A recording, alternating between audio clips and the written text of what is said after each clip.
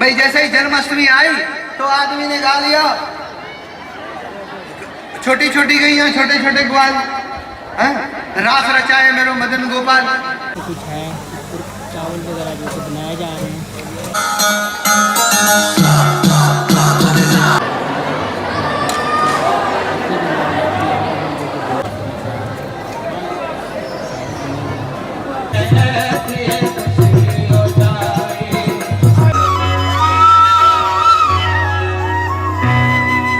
बहुत कुछ उत्पन्न हुआ है जिसमें 3 प्रकार के गुण भी उत्पन्न हुए।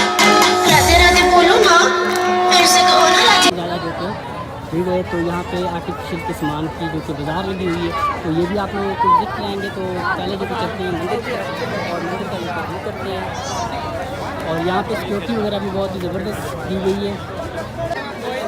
तो वैसे भी चलते हैं कान्हा जी के मंदिर की तरफ और मंदिर का व्यू करते हैं, मंदिर किस तरीके से बना हुआ है और आप लोगों को आज जो कि मंदिर का व्यू कराते हैं। फ्रेंड्स ये जो कि इस तरह की कुछ गलियाँ हैं, तो ये जो कि बहुत बड़ा हमारा हिंदुओं का मोहल्ला है, तो इसके अंदर जो कि कृष्णा मंदिर बना हुआ है।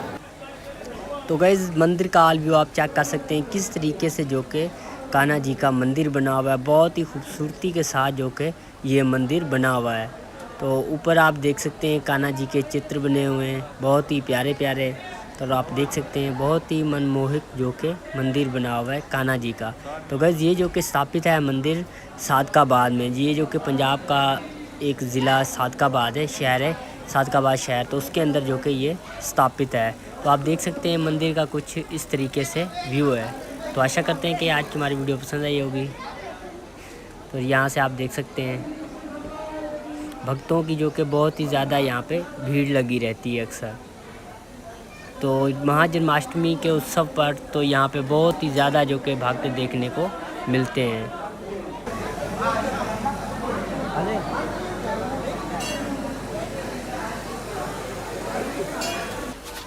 तो गाइस मंदिर का जो कि बाहर का व्यू आप देख सकते हैं कुछ इस तरीके से। तो मंदिर का जो कि बाहर का व्यू है वो कुछ इस तरीके से है। तो आप ये देख सकते हैं किस तरीके से जो कि यात्री यहाँ पे जो कि नमन कर रहे हैं भगवान को। और यहाँ पे राम जी और लक्ष्मण जी की जो तस्वीरें और बाबा रामदेव की, और यहाँ पे जो कि मंदिर महादेव का जो कि ये छोटा सा मंदिर बना हुआ है। तो कृष्णा मंदिर के सामने जो कि शहर के अंदर जो है ना ग्राउंड के अंदर ये बना हुआ है महादेव का मंदिर। और इसके साथ में पीपल का भाई दरख्त है और उसके आगे देख सकते हैं शिवलिंग जो कि महादेव की स्थापित हैं। तो बहुत ही जो कि खूबसूरती के साथ ये जो कि मंदिर यहाँ पर स्थापित किया गया है। भाई राम राम। जय श्री राम। क्या नाम है भाई आपका? कैलाश। कैलाश। तो भाई ये कैलाश में क्या बना रहे हैं? कश्मीरी चाय। कश्मीरी चाय। तो भाई जी आप कश्मीरी चाय बन रही है और भाई यहाँ पे और भी कुछ चीज़ें बन रही है। तो यहाँ पे जो कि जितना भी भोग है यहाँ पे बन रहा है। यहाँ पे कश्मीरी चाय वगैरह बन रही है और यहाँ पे कुछ है चावल वगैरह जो कि बनाए जा रहे हैं। और भी चलते हैं लंगर हाल की तरफ, वहाँ का व्यू करते हैं। तो गाइस ये जो कि भंडारा घर है, तो यहाँ पे सभी भक्तों को जो कि भंडारा दिया जाता है और साईं के नाम का। तो आप ये देख सकते हैं यहाँ का कुछ इस तरीके से व्यू है। भाई राम राम। क्या नाम है भैया आपका? डॉक्टर मुकेश। सर कहाँ पे आपकी ड्यूटी है? शेख ज़ायद हॉस्पिटल। शेख ज़ायद हॉस्पिटल। तो भाई ये जो कि डॉक्टर मुकेश साहब हैं जो कि यहाँ पे आए हुए कृष्णा मंदिर के पावन अवसर पर। तो यहाँ पे जो कि अपना पूरा योगदान दे रहे हैं। तो बाकी हमारे जो कि यहाँ पे सभी जो कि डॉक्टर उनकी जो कि टीम है उनकी आई हुई है, डॉक्टर सुनील कुमार और कन्हैया लाल और रविदास। तो ये सब हमारे डॉक्टर आए हुए हैं यहाँ पे, जितने भी हमारे यात्री आए हुए हैं सभी किया जा रहा है। तो यहाँ पे आप देख सकते हैं राम जन्म का को दोगे कृष्ण जन्म की रात। ये आप देख सकते हैं।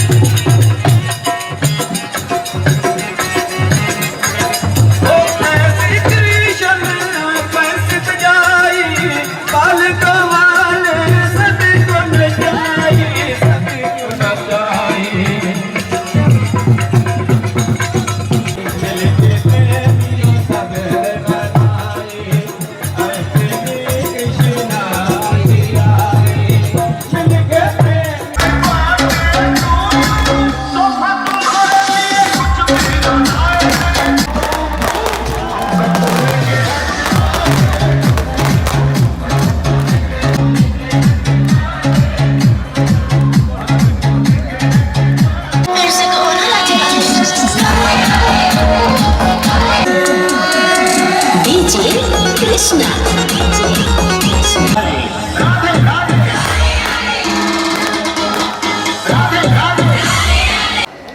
अब एक तो भगवान की भक्ति ये है कि जन्माष्टमी जब आती है तो फिर हर कोई कृष्ण को गा लेता है।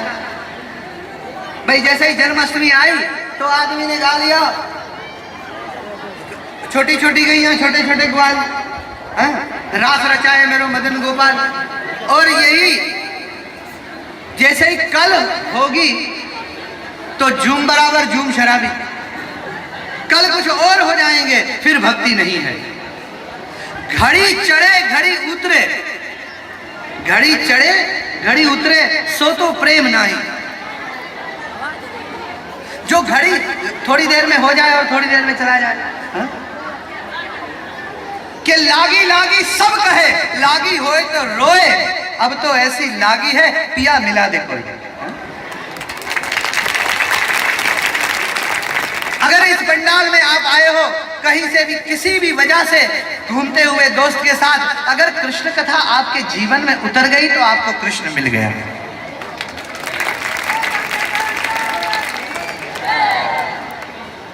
जन्म जिसका हुआ है उसका तो मरण तो निश्चित है, पर मरना ऐसा हो कि फिर दोबारा न जन्म लेना पड़े न फिर मरना पड़े। भगवान श्री कृष्ण गीता में कहते हैं अर्जुन से कि हे अर्जुन, हजारों लोगों में से कोई एक सिद्धि के लिए प्रयत्न करता है। किसके लिए? सिद्धि के लिए।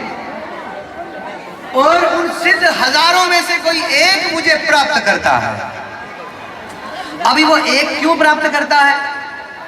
क्योंकि जो भी साधन कर रहे हैं ना, वो साधन के बदले भगवान से कुछ ना कुछ मांग रहे हैं। किसी को बेटा, किसी को बहू, किसी को नौकरी, किसी को छोकरी, कुछ ना कुछ चाहिए। सिद्धि उसी की कामयाब है, कृष्ण उसी को मिलते हैं जो कृष्ण की भक्ति करके कृष्ण से कृष्ण को ही मांगते हैं।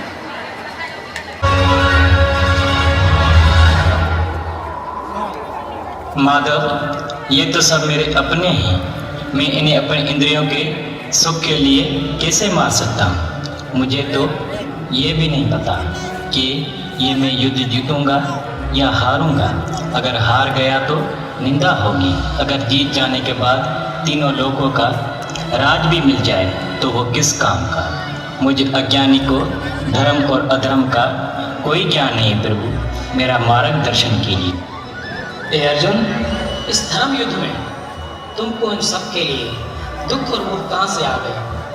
तुम बात तो ज्ञानियों वाली कर रहे हो, परंतु ज्ञानी पुरुष ना किसी के मरने का शौक करते हैं ना किसी के जीने का। जैसे कपड़े बदलते हैं उसी तरह आत्मा एक शरीर में आती है। वो शरीर पहले बच्चा होता है, फिर जवान और फिर बूढ़ा होकर मर जाता है। फिर अपने कर्मों के अनुसार आत्मा दूसरे शरीर में चली जाती है। आत्मा अमर अविनाशी है, ना पैदा होती है ना मरती है। जो ये जान लेता है वो मोक्ष को प्राप्त होता है। हे माधव, मोक्ष को प्राप्त होने वालों के और क्या लक्षण होते हैं और स्थिर बुद्धि वाले कौन होते हैं?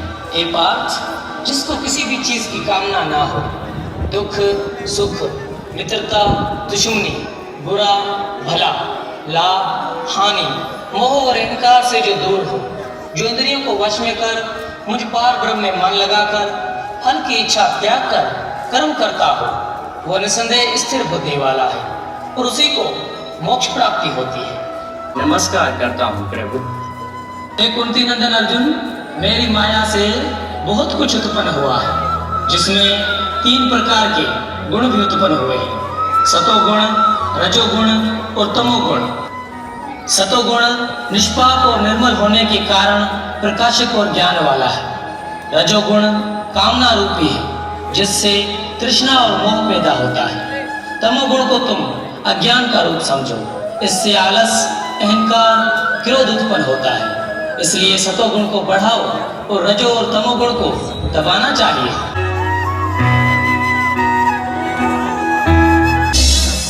अरे ब्राह्मण, किधर को जा रहे हो? जानते भी हो ये यह मार्ग किधर जा रहा है? यह मार्ग द्वारकाधीश श्री कृष्ण के महलों को जाता है। हे विप्र, तुम यहाँ कहाँ भटक रहे हो? ए भाई, जानता हूँ, ये मार्ग श्री कृष्ण के महलों को जाता है। मैं उनसे ही मिलने आया हूँ भाई। महाराज अभी दरबार में नहीं है। अरे पंडित जी, श्री कृष्ण अपने महल के शयन कक्ष में आराम कर रहे हैं। करीब आ गया तुम ठहरे फटेहाल ब्राह्मण, और कहा महाराज श्री कृष्ण। अब मेरी भी सुन लो। जब तक मेरा संदेश उस द्वारकाधीश तक नहीं पहुंचाती, तब तक मैं यहीं बैठा हूं, चाहे मेरे भूख प्यास से प्राण ही क्यों न चले जाए। सुबह से शाम होने को है, पर ये यहाँ से जाने का नाम ही नहीं ले रहा। मैं ही जाता हूँ। द्वारकाधीश की जय हो। कहो द्वारपाल, इस समय कैसे आना हुआ? महाराज क्षमा चाहता हूँ, पर कारण ही कुछ ऐसा है। द्वार पर एक गरीब ब्राह्मण स्वयं तो आपका मित्र बताता है, आपसे मिलना चाहता है। अपना नाम सुदामा बताता है। सुदामा? क्या कहा? सुदामा? मेरा बाल सखा सुदामा, मेरे बचपन का मित्र सुदामा, सुदामा, मेरा मित्र सुदामा। ए मित्र, ए सुदामा, मेरे सिंहासन पर बैठकर इस सिंहासन का मान बढ़ा। ए प्रभु, ये सिंहासन तो आप जैसे राजाओं के लिए है। मेरे जैसा गरीब ब्राह्मण इस पर कैसे बैठ सकता है प्रभु, कैसे? ए मेरे मित्र सुदामा, मित्रता में भेदभाव तो होता ही नहीं। मित्र के लिए कोई मित्र ना तो राजा होता है और ना ही गरीब होता है। मित्र तो बस मित्र ही होता है। यदि तुम मुझे अपना मित्र समझते हो तो इस सिंहासन पर बैठकर मुझे सेवा करने का अवसर दो।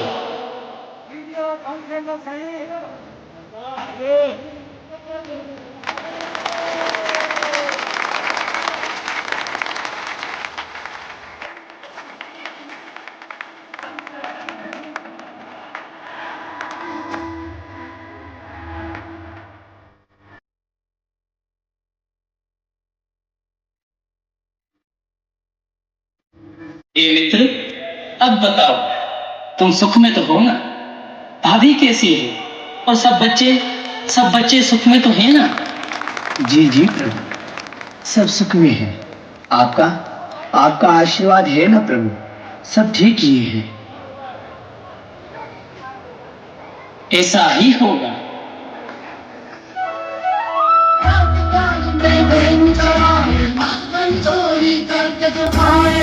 मित्र, ये क्या है?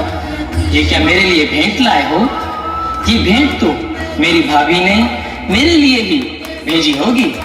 एक आना, मेरे घर में आपकी कृपा से ये 3 मुट्ठी चावल पड़े थे जो आपकी भाभी ने आपके लिए भेजे हैं।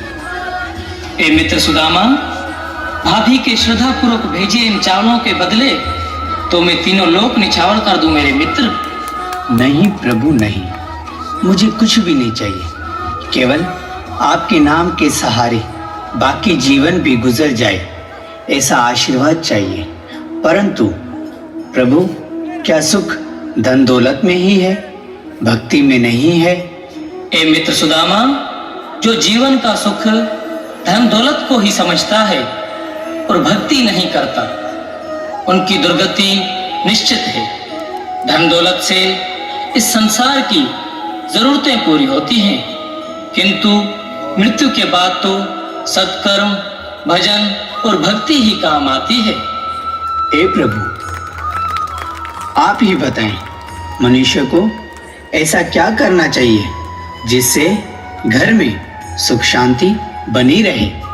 ए मेरे मित्र, यदि कोई घर को पवित्र और साफ सुथरा रखता हो, जिस घर में नित्य पूजा पाठ, भजन, कीर्तन होता हो, जहाँ पर संतों का आदर भाव, गुरु की सेवा, बड़ों का सम्मान और बच्चों से प्रेम होता हो, उसी घर में सुख शांति बनी रहती है। परंतु प्रभु, कुछ लोग पूजा पाठ भी करते हैं, फिर भी उनके घर से दुख नहीं जाता। जब तक मन में खोट और पाप हैं, तब तक व्यर्थ सारे मंत्र और जाप हैं।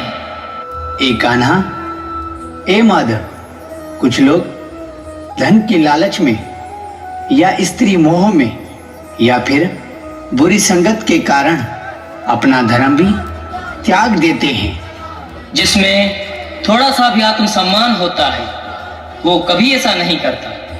अपने धर्म में मरना और अपने धर्म के लिए मरना भी कल्याणकारक है, परंतु दूसरे का धर्म नरक की ओर ले जाता है। यदि स्वयं पर और ईश्वर पर भरोसा हो तो कभी कोई भटक ही नहीं सकता मेरे मित्र। ए माधव, कभी कभी ऐसा लगता है कि सब आसरे खत्म हो गए हैं और अपनों ने भी साथ छोड़ दिया है। तब मन बहुत निराश होता है और लगता है कि हम अकेले हैं। मेरे मित्र, कोई भी अकेला नहीं होता। तुम्हारा ईश्वर सदैव तुम्हारे साथ, तुम्हारे अंदर होता है। तो फिर तुम कैसे अकेले हुए?